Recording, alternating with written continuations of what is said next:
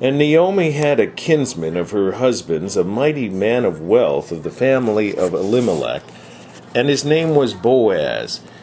And Ruth the Moabitess said unto Naomi, Let me now go to the field, and glean ears of corn after him, in whose sight I shall find grace. And she said unto her, Go, my daughter.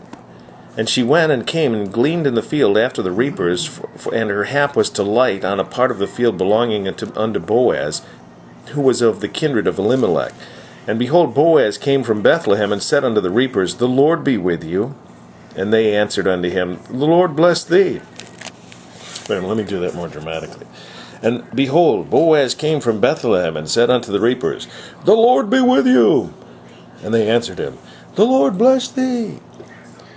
Then said Boaz unto his servant, and that was set over the reapers, Whose damsel is this?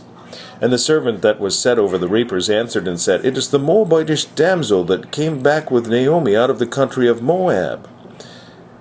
And she said, I pray you, let me glean and gather after the reapers among the sheaves. So she came, and hath continued even from the morning until now, that she tarry a little in the house.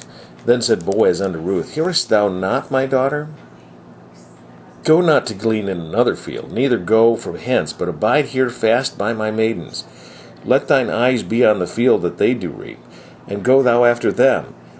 Have I not charged the young men that they shall not touch thee? And when thou art athirst, go into the vessels, and drink of that which the young men have drawn. Then she fell on her face, and bowed herself to the ground, and said unto him, Why have I found grace in thine eyes, that thou shouldest take knowledge of me, seeing I am a stranger? Interesting, it shows that Boaz knew the law and what God had imparted to the children of Israel regarding strangers, or what we might call now the unsaved. And Boaz answered and said unto her, It hath been fully showed me, and all thou hast done unto thy mother-in-law since the death of thine husband, and how thou hast left thy father and thy mother, and the land of thy nativity, and art come unto the people which thou knewest not heretofore. The Lord recompense thy work, and a full reward be given thee of the Lord God of Israel, under whose wing thou art come to trust. Then she said, Let me find favor in thy sight, my Lord, for thou hast comforted me, and for thou hast spoken friendly unto thine handmaid, though I be not like unto one of thine handmaidens.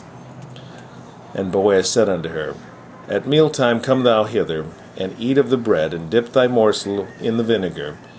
And she sat beside the reapers, and reached her parched corn, and she did eat, and was sufficed, and left.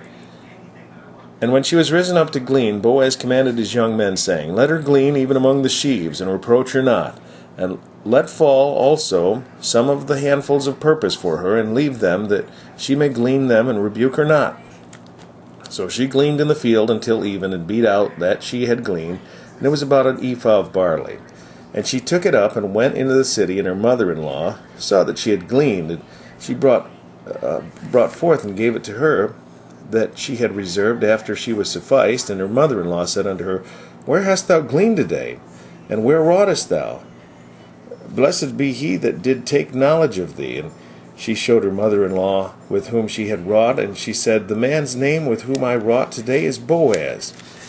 And Naomi said unto her, said unto her daughter-in-law, Blessed be he of the Lord, who hath not left off his kindness to the living and to the dead.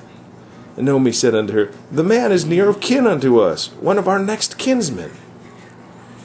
And Ruth the Moabitess said, He said unto me also, Thou shalt keep fast by my young men until they have ended all my harvest.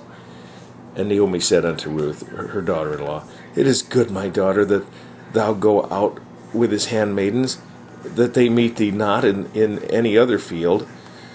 So she kept fast by the maidens of Boaz, to glean unto the end of barley harvest, and to wheat harvest, and to dwell with her mother-in-law. And dwelt with her mother-in-law.